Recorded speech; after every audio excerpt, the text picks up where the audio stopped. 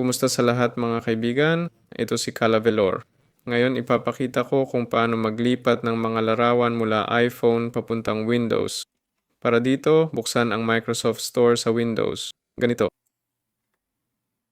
Tapos sa taas, itype ang iCloud.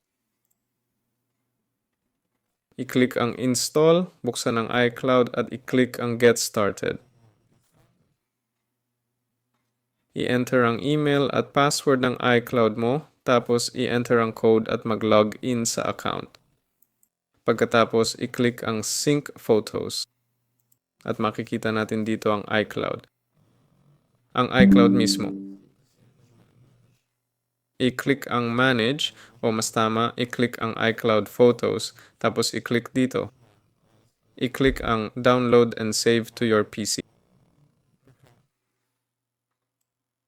Pagkatapos, access sa photos at videos sa device mo.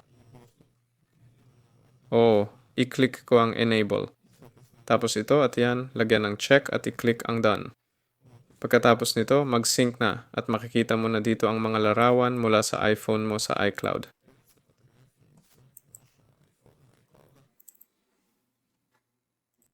Kaya nandito ito sa PC na ito, Drive C, ayon sa users, yung user mo, o pwede mo ring i-click ang pictures at piliin ang iCloud Photos.